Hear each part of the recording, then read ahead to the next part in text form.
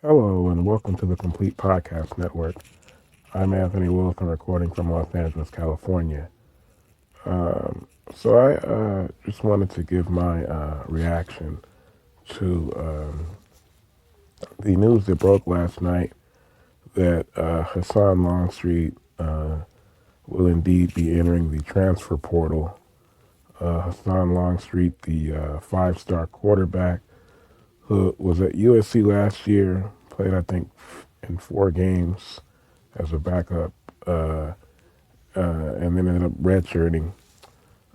This is something that had been looming ever since Jaden Mayava, who's been the quarterback for the last year plus, he re-signed with USC instead of entering the NFL draft. And from that moment, the question became, well, what will Longstreet do? Longstreet was considered the, big, prized USC uh, quarterback who was supposed to be next in line after Mayava. Um, and the question became, well, what will he do? Because, during this era of college football, quarterbacks don't sit and wait anymore. He already sat 1 year. And,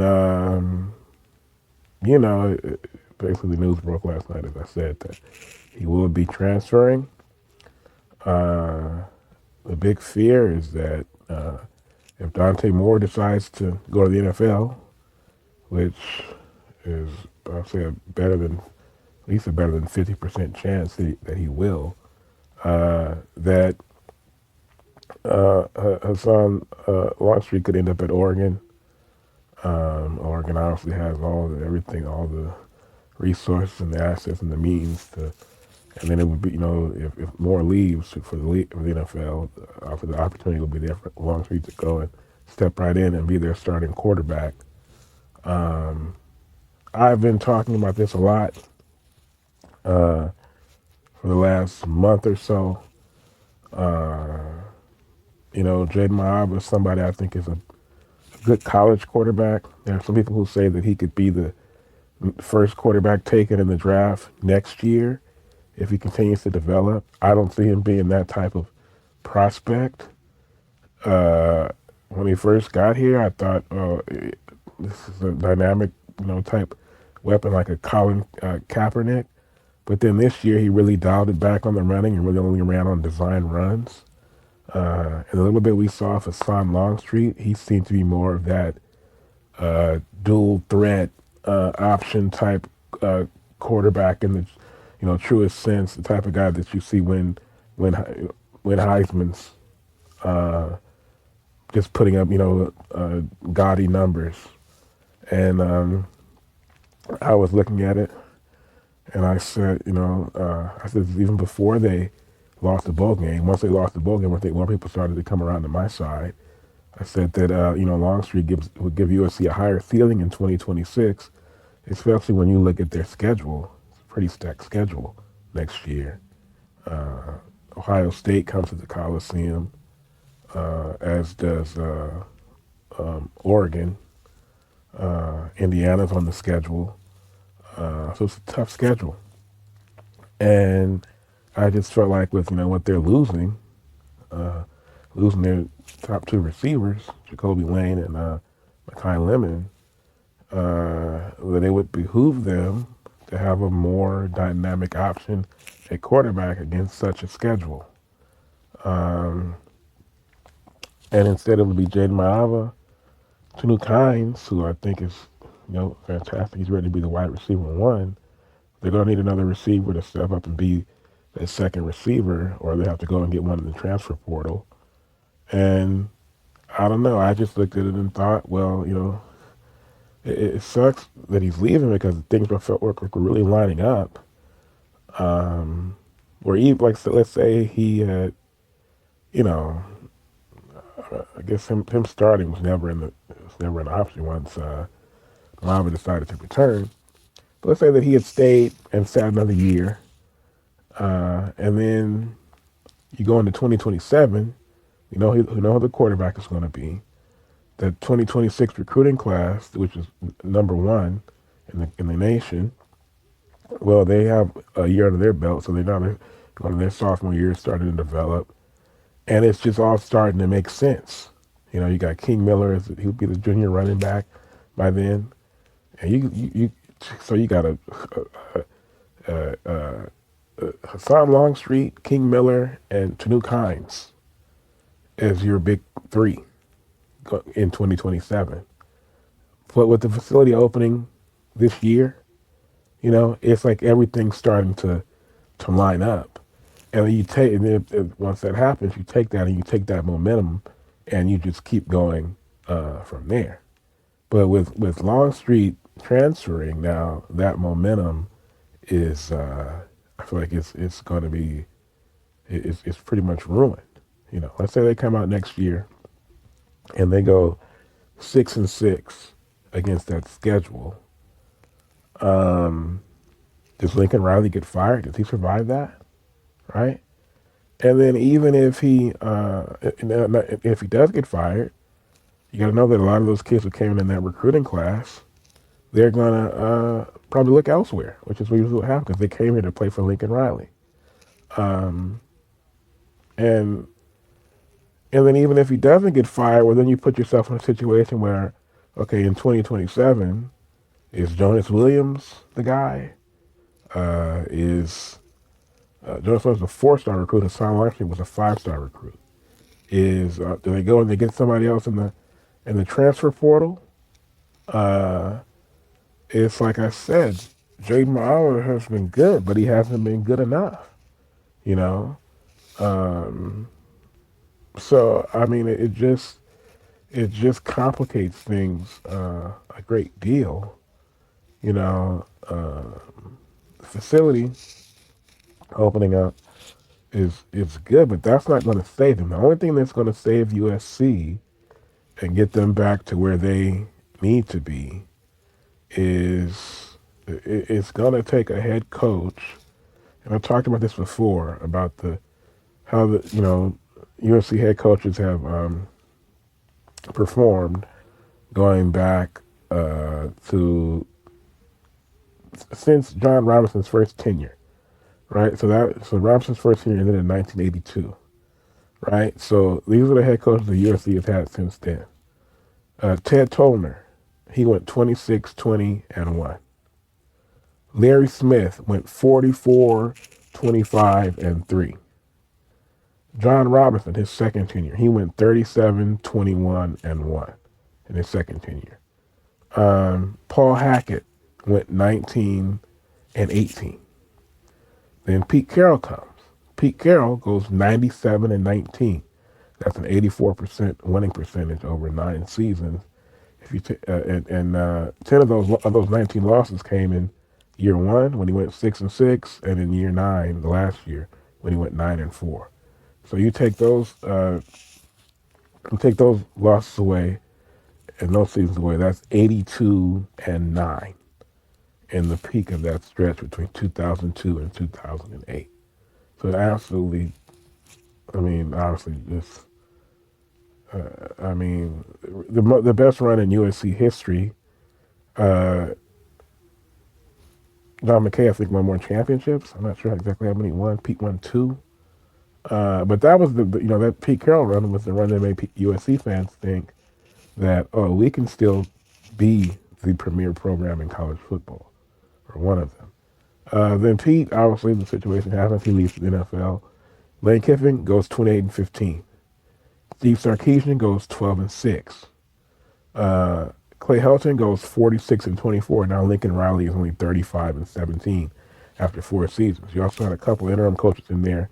Ed Orgeron went 6-2 as the interim, and Dante Williams went 3-7 as the interim head coach after Clay Helton was fired. Ed after Steve Sarkisian was fired. So you look at it, that's 43 years. That's 9 coaches, counting John Robinson's second tenure. And that's only one coach who's been able to get it done, right? Now, they're opening this new facility, right? Historically, USC has lagged behind in facilities. Um, it wasn't as big of a deal, I don't think, during the Pete Carroll era because the arms race took off a little bit uh, like right towards maybe the end of that his run there, or like right after that. That's when it really started. You start to see Oregon and all these programs. Each program just trying to get the up on the next one as far as having these decked out football facilities that are basically like, if you ever look at the YouTube channel Sports Dissected by Koiski, uh, and you have where they go around, they go on tours of these different athletic facilities at these universities, and you look at just how spectacular the facilities are. You go, wow, I could see why a kid would want to come here and spend the next 4 years in this place. And it even makes sense like why some of the kids go, okay, well, I went and I visited Alabama, I visited Texas, I visited uh, Georgia, I visited this school, that school, and I would go to a different school each year just so I can spend a year in that football facility, you know, because the facility was so decked out. USC never had those type of facilities, but they're all putting the new one in 2026. Now, when Pete Carroll was in charge, like I said, they weren't at much of a disadvantage in those terms, simply because I think they were, but not to the degree that it became once all these other programs, as I said, started making these, started building these, updating and building these super decked out facilities. But the fact of the matter is that when USC is great, right, and doing everything they need to do, the facilities are neither here nor there. I feel like. 'Cause just think of this. So in 2019, the top three quarterbacks out of California were Bryce Young, Mater Day, C.J. Stroud, Rancho Cucamonga, and DJ. I'm not sure how to say it. I always say DJ Ukulele. I'm not sure how you say his last name. But guys know who I'm talking about. He went to St. John Bosco. And he so out of those three quarterbacks, obviously USC was not able to land any of them. Um, and basically what it came down to, I think, so like USC, like I said, they're about to open this new facility. The facility's his last, let's say, the last 15 years since these other schools started, like I said, the arms race of having these super decked out facilities. USC was far behind them. But of course, they have LA to their advantage. They have a great tradition, and then LA has it's like the best, most talent-rich places in the country for football, high school football, are LA, Florida, California, Florida, Texas, and Georgia. And so USC, there's so much talent here in their backyard. But they weren't able to land any of those three quarterbacks. Um, and the reason why, though, wasn't because of wasn't because the other schools had better facilities. Although, of course, for sure, Ohio State and uh, Alabama and even Clemson do. It wasn't that, just that USC didn't have that they were coming off a couple. They had the first two Clay Helton years were good with Sam Darnold. The next two they were shoddy, nothing to be excited about, and so that's why they were lost out on those kids.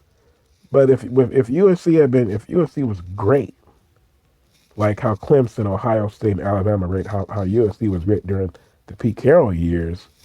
I mean, I remember I was talking to Galvin one time about it, might have been on the podcast, and he was saying like, man, during the Pete Carroll days, USC didn't really so much offer you if you're from California, that they picked you. They didn't ask you if he said they didn't ask you if you were coming to USC. They told you you were coming to USC, and that's how it was. You got to be selected to come to USC. So That's what it comes down to. If USC is great, there's no kid in the state of California, especially if you get the closer you get to Los Angeles, there's no kid who's gonna get an offer from USC and choose to go play anywhere else. And it's always been like that. I wouldn't care if USC's football facilities had been in a cave, and the other program's football facilities in a palace, which a lot of these facilities basically are in their own way. Uh, those kids are gonna stay at home and they're gonna go to USC. So now the football facility, it'll help. Like if USC is mediocre, maybe they'll be able to keep some kids home who might have gone to other schools that are doing better. But like I said, it's not. The only thing that's going to save USC is the stability and the consistency of having a winning program, a top program, in the same way as Ohio State and Georgia and Oregon and those type of programs. You know, and that starts with I think it starts with the head coach. Although, Oregon, uh, they've been great as far as having success, no matter who the head coach was. Because at first it was Chip Kelly, and then it became Mark Helfrich, who ended up getting fired. But Marcus Mariota won a Heisman under him, and then it went to Mario Cristobal, and then it went to Dan Lanning, and they had great success under all those coaches because their infrastructure is so good. USC's infrastructure, as we have seen in the last 43 years, is not as good. It took an like Pete Carroll's Pete Carroll's one of the greatest football coaches of all time, and it took him coming here and working his magic to do something that the other eight coaches since John Robinson's first tenure, they have not been able to do. You know, and it's like that's why I feel like if it doesn't work with Lincoln Riley, who is it going to work with? Are they going to get Kurt Signetti to come here? It does. I mean, that doesn't. I mean, I see some USC people say, but it's like that's wishful thinking. Same type of wishful thinking is thinking that Husan Longstreet was going to stay and sit another year. So um, yeah, man, I just don't know. I don't know. I feel like I feel like this could be like Bomani Jones. He and shout out to Bomani. He did a because this week was the 20-year anniversary of the 2006 Rose Bowl, and he did a uh, like a retrospective episode with Joel Anderson from The Ringer. Both of those guys from Texas, and they did a great job setting up just how big and how important and how famous that USC team was going into that game. How the program was just so large and so dominant, uh, and especially that particular that team with Reggie Bush and Matt Leinart and Lindell White. It was a celebrity college football team. We haven't seen anything like that since, as far as the having superstars in college. And he, yeah. So Mamadi, you're talking about that. He was talking about how USC was basically in the '70s, right? USC was like what Miami would become in the '80s with all the talent. So basically, it was that was John McKay the first half of the '70s, and then it was John Robinson in the second half. And you think of all the talent that USC had during that decade, especially really in the second part with Ronnie Lott and Dennis Smith and Marcus Allen and Charlie White and Anthony Munoz. I mean, it was one hell of a star-studded team. Talking about some of the best players of the 1980s and even in the NFL. Um, and so he's talking about that. He was saying like how basically he was saying that if there was if pretty much, if not for what Pete Carroll was able to come there and do, USC could have gone the way of like Nebraska. He always talked about Nebraska. As great as they were under Tom Osborne, Nebraska could become this like a program that's kind of like, you know, it's like they used to be great, and it's like kids today who don't even know that Nebraska, how great Nebraska used to be. It's because it's been so long since they were like that at this point. And Pete Carroll was able to come in and save the day, and that's what makes USC fans think that it can still be like that. And I don't know, like I said, bro, at some point, I said you've had one coach in the last 43 years who was able to get it done. Lincoln Riley, as good as he was in Oklahoma, he was able to come here and get it done. Who's going to be able to get it done when it's harder now to do it than ever with these super conferences? The fact that USC gave away their natural advantage in the Pac-12 to go and play in the Big Ten, you know, it's harder to do it now, So I don't know, man. I don't know what USC is. Like I said, bro, it's like if Lincoln Riley can't do it, who are they going to get? Who can? So yeah, it's a crossroads moment for USC, uh, and I don't know. I don't know what they're going to. When you, I mean, I don't know. It's just when you have it's like I said, if it was just the quarterback, and which has happened like in recent years, where they lost these big time recruits who transferred. People point to Malachi Nelson, say he left and it didn't work out, and different guys who basically when they left, they didn't really do much else. So people say that, but that was when USC they didn't have the type of momentum elsewhere that they have right now with the number one recruiting class coming in and the facility about to open. So you had a situation where things were lining up perfectly. You got the recruiting class, you got the facility, and you got this quarterback who had Heisman potential, I think, and now he's gone, and that's the most important position on the field. You know, uh, Caleb Williams was great, but even Caleb Williams in his second year, they went like 7-6.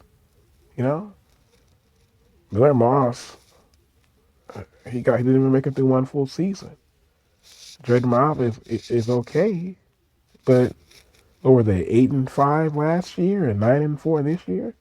It's okay. It's not great. It's not. Nobody's happy. So uh, I don't know. We're just gonna have to see what uh, what happens. But it's the like yeah, sure. USC always have a capable quarterback, but is capable good enough? You know. Uh, Now last night it was a classic between Ole Miss and Miami. Back and forth there in the fourth quarter, and in the end, Miami was able to they were able to pull it out, man. And shout out to them. Carson Beck, he did a great job. And then Trinidad Chambers, he gave those he gave Ole Miss a chance. It seemed like the game was over. Only 18 seconds left. He got to go 7 yards, but he got them close enough to where they didn't have to take a Hail Mary. It was a shot to the end zone from about I think 30 yards away. But it was they were able to complete the pass, and Miami survives and they advance to the national championship game, where they'll face off against um, it's going to be either Indiana or Oregon. I gotta say, I said this before. I don't know. I think I said it on here that I don't want Ole Miss to. I'm glad Ole Miss is. I didn't want Ole Miss to I was afraid Ole Miss was going to win a national championship without Lane. I didn't want that to happen. I didn't want Ole Miss to win a national championship without Lane Kiffin. With him leaving, I just didn't want that to. It was going to look. It was going to be weird for Lane, and obviously Lane being starting his first came to prominence as offensive co-offensive coordinator, him and Sarkeesian at SC. So I always root for him like I root for Sark and the other guys who were coaches during that great era of USC football. So nothing against Ole Miss and themselves, but it did become a little bit. I mean, I was rooting. I was rooting against. I didn't want them to. I didn't want them to win. But they still had a great year. We'll see if Pete Golding is able to keep the momentum that they built on their lane and keep it going. I hope he does, basically. But I for sure didn't want them to win the national championship this same season that Lane Kiffin left right before the playoffs. I didn't want that to happen. And then Miami, like I said before, man, when I was coming up, Miami had superstars, which they don't. Carson Beck, good for him. Malachi Tony, that's a good looking player, man. But Miami doesn't really have the same type of star power that they had when I was coming up. But yeah, good for them. And then, if it's Indiana that they face, that's going to be a real slugfest, bro. Because Miami's I feel like a very physical team, and obviously Indiana, that's what they hang their hat on. That's what they're known for. So yeah, that game's gonna happen today. We'll see what happens with that, Indiana and Oregon. But yeah, I guess that's all for now from me. So before I get out of here, just a reminder to hit that subscribe button next to the Complete Podcast Network and to follow the show on Twitter and Instagram at TC Pod Network. You can also send feedback and mailbag questions to Complete Lakers Podcast at gmail.com. I am out.